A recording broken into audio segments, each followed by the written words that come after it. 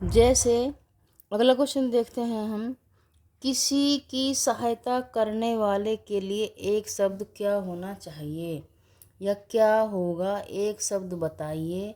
तो यह हमारा इस क्वेश्चन का आंसर हमारा सहायक हो जाएगा। अगला क्वेश्चन देखते हैं, पीढ़ी दर पीढ़ी चलने वाला का एक शब्द बताओ। पीढ़ी दर पीढ़ी चलने वाला का एक शब्द बताइए। इन्होंने ये पूरी लाइन लिख दी है, हमें उसका एक ही शब्द में आंसर देना है। तो वो हो जाएगा हमारा अनव्यागत।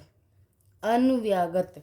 अगला क्वेश्चन देखते हैं, जिस तरह मैं आपको मेहनत से ये वीडियो लेकर आती हूँ, उसी तरह आप भी इससे ज़्यादा मेहनत करना। और एग्ज़ाम का कोई पता नहीं होता कौन सा क्वेश्चन कहाँ से आ जाए, ठीक है। तो उसी तरह मेहनत करते रहिए, जिस तरह मैं आपको पढ़ाती हूँ, और समझते रहिए, और वीडियो को लाइक शेयर ज़रूर करते रहना। अगला क्वेश्चन देखते हैं हम, जिस स्त्री के पुत्र और पति ना हो उसके लिए एक शब्द क्या होगा। उसके लिए एक शब्द क्या होगा, वह अबीरा हो जाएगा। उसका आंसर अबीरा हो जाएगा। अगला क्वेश्चन देखते हैं, जो प्रमाण से सिद्ध ना हो सके, जो प्रमाण से सिद्ध ना हो सके का एक शब्द क्या है, वह अपरिमेय हो जाएगा। उसका आंसर अपरिमेय हो जाएगा।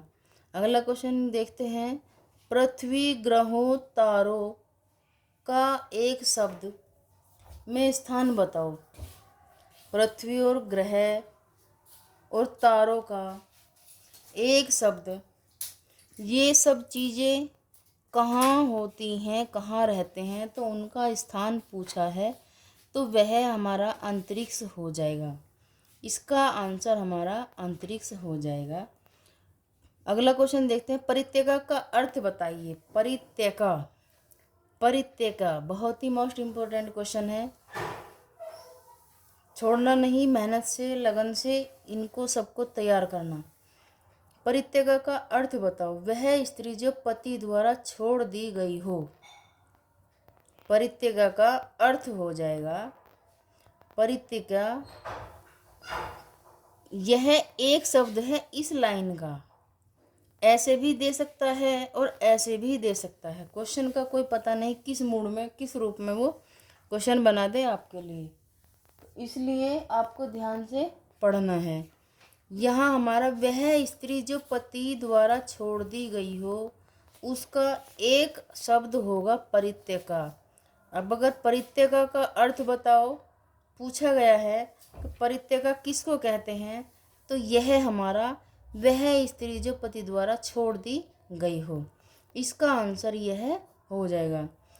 अगला क्वेश्चन देखते हैं, जो व्याकरण अच्छी तरह जानता हो, जो व्याकरण अच्छी तरह जानता हो उसको एक शब्द में क्या कहेंगे, तो उसको हम व्याकरण ही कहेंगे। लिखने में अंतर हो जाएगा, लेकिन व्याकरण ही हो जाएगा। यह भी शुद्धिकरण ध्यान में रखना और अच्छे से समझना। अगला क्वेश्चन देखते हैं, अपना मंतव्य साधना वाला, साधने वाला, अपना मंतव्य साधने वाला कौन होता है, एक शब्द में बताओ। तो इसका आंसर हमारा सटीक आंसर स्वार्थी होता है, हो जाएगा। इसको हम ऐसे भी कह सकते हैं कि अपना मतलब निकालने वाले आदमी को क्या कहेंगे, उसको हम स्वार्थी कहेंगे। जो अगला क्वेश्चन देखते हैं, जो अपने कर्तव्य का निश्चय न कर सके, न कर सके उसको किंकर्तव्य विमूढ़। उसका आंसर हो जाएगा हमारा किंकर्तव्य विमूढ़। यह हमारा आंसर हो जाएगा। अगला क्वेश्चन देखते हैं, किसी शुभ कार्य को विधि विधान और श्रद्धा पूर्वक करने वाला कौन होता है, करने वाला, करवाने वाला कौन होता है, उसको क्या कहते हैं, तो उसको हम अनुष्ठान के नाम से जानते हैं, उसको हम अनुष्ठान कहते हैं। अगला क्वेश्चन देखते हैं, मोक्ष की इच्छा रखने वाले शब्द का एक शब्द बताओ। तो वो होता है हमारा मुमुक्षु। मुमुक्षु, मुमुक्षु। अगला क्वेश्चन देखते हैं। रंगमंच के पर्दे के पीछे, बहुत बार आया है ये वाला क्वेश्चन, हमारा बहुत बार आया है, इसलिए जो पढ़ाती हूँ ध्यान से पढ़ना। अब रंगमंच के पर्दे के पीछे का स्थान क्या होगा? इसने स्थान पूछा है जहाँ हमारी रामलीलाएं वगैरह होती हैं, जो हमारे फिल्मी पर्दे होते हैं, तो उनके पीछे का स्थान पूछा है, तो वो हमारा नेपथ्य हो जाएगा। ये इसका सटीक आंसर होगा। हर कंपटीशन एग्जाम में क्वेश्चन ये सब देखने के लिए आपको मिल जाएंगे। अगला क्वेश्चन देखते हैं हम। हवन में जलाने वाली लकड़ी को क्या कहते हैं? हवन में जलाने वाली लकड़ी को हम समीधा कहते हैं, समीधा कहते हैं। आगे देखते हैं। अगला क्वेश्चन हमारा, उत्तराधिकार में प्राप्त संपत्ति शब्द क्या होता है? उत्तराधिकार में प्राप्त संपत्ति, उत्तराधिकार, जब हमें उत्तराधिकार में प्राप्त संपत्ति शब्द क्या होता है? तो उसको हम रिक्त कहते हैं। जैसे कोई राजा अपनी जगह किसी को बिठा देता है राजगद्दी पर, उसका जो अधिकार में सब संपत्ति होती है, तो उसको हम रिक्त कहते हैं। अगला क्वेश्चन देखते हैं हम। जिसके पास कुछ ना हो, जिसके पास कुछ ना हो, लेकिन आपको याद होगा कि ये जो हमारे अनेक शब्द के लिए एक शब्द प्रयोग होता है, यह हमारा अधिकतर संस्कृत भाषा से ही लिया जाता है। हिंदी भाषा में हम उसको, जिसके पास कुछ ना हो, उसको हम गरीब भी कह देंगे, हीन दीन भी कह देंगे, और ठीक है, लेकिन यह संस्कृत भाषा का है, अकिंचन हो जाएगा। अगला क्वेश्चन देखते हैं। जिसका कोई शत्रु ना जन्मा हो, एक शब्द, उसके लिए एक शब्द बताओ। ठीक है, तो वह हमारा शब्द अजात शत्रु हो जाएगा। जिसके लिए कोई शत्रु ना जन्मा हो, उसके लिए एक शब्द आप बताओ, तो वह हमारा अजात शत्रु हो जाएगा। वह एक शब्द हमारा अजात शत्रु होगा। अगला क्वेश्चन देखते हैं। जो किए गए उपकार को मानता हो, जो यानी कि हमने किसी को सहारा दिया और वह हमारा हर बार जब भी मिलता है वो हमें धन्यवाद करता है, भाई बहुत अच्छा किया तुमने, तुम मेरे दुख की घड़ी में काम आए, तो उसको हम क्या कहेंगे? उसका एक शब्द क्या होगा? तो उसका हमारा एक शब्द कृतज्ञ हो जाएगा, कृतज्ञ हो जाएगा, एहसान बंद, कृतज्ञ। अगला क्वेश्चन देखेंगे। अपना उद्देश्य पूर्ण होने पर संतुष्ट होने वाले व्यक्ति के लिए एक शब्द क्या होगा? इसमें भी हमारा कृतार्थ हो जाएगा, यानी कि अब मैं खाना खाने के बाद मेरा पेट संतुष्ट हो गया है, या फिर मेरी पढ़ाई करने के बाद मुझे एक अच्छी नौकरी मिल गई है, अब मैं संतुष्ट हूँ, तो उसका हमारा संस्कृत भाषा में जो हमारा एक शब्द होता है, तो वह कृतार्थ होगा, उसको हम कृतार्थ कहेंगे। अगला क्वेश्चन देखेंगे। देखिए, बहुत बार देखने के लिए मिला है। गुरु के समीप रहकर शिक्षा ग्रहण करने वालों के लिए एक शब्द बताइए, क्योंकि गुरु के पास एक तो बंदा रहता नहीं है, 10 20 30 4 6 इतने तो होते ही होते हैं, लेकिन उन सबको हम क्या कहेंगे एक शब्द में? तो वो हो जाएगा हमारा अंतेवासी। अभी दोबारा लिखते हैं, अंतेवासी, अंतेवासी, अंतेवासी। ठीक है, अगला क्वेश्चन देखते हैं हम, यह हमारा सही आंसर होगा।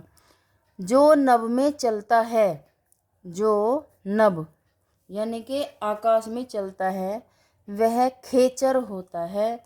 इसका आंसर, ये शब्द भी संस्कृत भाषा से ही लिया गया है, तो वह उसको हम खेचर कहते हैं। अगला क्वेश्चन करते हैं, जिसके सिर पर चंद्र हो उसके लिए एक शब्द क्या होगा? उसके लिए एक शब्द क्या होगा? तो वह हमारा चंद्रशेखर हो जाएगा। और ऐसे हमारे शिव जी को भी कहते हैं। ठीक है, चंद्रशेखर ये हमारा हो जाएगा। अगला क्वेश्चन करते हैं हम, जिसके हृदय में ममता न हो, जिसके हृदय में ममता न हो वह निर्मम हो जाएगा, निर्मम हो जाएगा। अगला क्वेश्चन देखते हैं, वह शब्द क्या हो इसके लिए जो स्त्री अभिनय करती हो। इन्हें पूछा है कि वह स्त्री बताओ एक शब्द के लिए, इन शब्द अभिनय के लिए जो स्त्री अभिनय करती हो उसके लिए वह क्या शब्द होगा? तो वह हमारा अभिनेत्री हो जाएगा। अगला क्वेश्चन देखते हैं, लौटकर आया हुआ के लिए एक शब्द बताइए। लौटकर आया हुआ के लिए एक शब्द बताइए, तो वह हो जाएगा हमारा प्रत्यागत, प्रत्यागत। अगला क्वेश्चन करते हैं, इसी के साथ हम अगला क्वेश्चन करते हैं, जिसका अनुभव इंद्रियों द्वारा न हो सके, जिसका अनुभव इंद्रियों द्वारा ना हो सके उसको हम अतीन्द्रिय कहेंगे, अतीन्द्रिय कहेंगे। इसके साथ अगला क्वेश्चन देखते हैं, जिसे दूर करना कठिन हो, जिसे दूर करना कठिन हो उसको हम दुर्निवार कहेंगे, उसको हम दुर्निवार कहेंगे। अगला क्वेश्चन करते हैं, जिसकी ग्रीवा सुंदर हो, जिसकी ग्रीवा सुंदर हो बहुत बार देखने के लिए मिल चुका है यह क्वेश्चन भी। जिसकी ग्रीवा सुंदर हो वह सुग्रीव के नाम से जाना जाता है। अगला क्वेश्चन करते हैं, परंपरा से चली आ रही हो परंपरा का एक शब्द बताओ क्या होगा? उसको हम अनुश्रुति कहते हैं। अनुश्रुति इस क्वेश्चन का आंसर होगा। ठीक है बच्चों, अगला क्वेश्चन करते हैं हम, जो बोया जोता ना गया हो, जो बोया वह जोता ना गया हो तो वह क्या है? उसको हम क्या कहते हैं? उसको हम अकृषित कहेंगे, अकृषित। सारे ही शब्द ये संस्कृत भाषा से लिए गए हैं।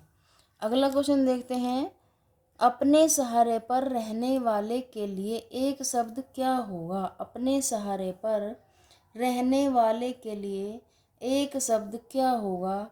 तो वह शब्द हमारा स्वावलंबी हो जाएगा, जिसको हम इंग्लिश में सेल्फ डिपेंड कहते हैं और हिंदी में अपने पैरों पर खड़े होना कहते हैं। यहाँ हमारा संस्कृत में यह स्वावलंबी शब्द बन जाएगा। यही हमारा इस क्वेश्चन का आंसर होगा। अगला क्वेश्चन देखते हैं, समुद्र की आग में, समुद्र की आग को क्या कहते हैं? समुद्र की आग को क्या कहते हैं? तो समुद्र की आग को हम बड़वा नल कहते हैं, बड़वा नल कहते हैं। और अगला क्वेश्चन कुछ इसी तरह का है कि पेट की आग को एक शब्द में क्या कहेंगे? पेट की आग बुझाने को हम एक शब्द में क्या कहेंगे? उसको हम जठराग्नि कहेंगे। इसका आंसर, ये भी संस्कृत शब्द का भाषा का शब्द है, ये भी संस्कृत भाषा का शब्द है, तो इसलिए पेट की आग का एक शब्द हमारा जठराग्नि हो जाएगा। अगला क्वेश्चन देखते हैं, जो बहुत बोलता हो उसके लिए एक शब्द क्या होगा?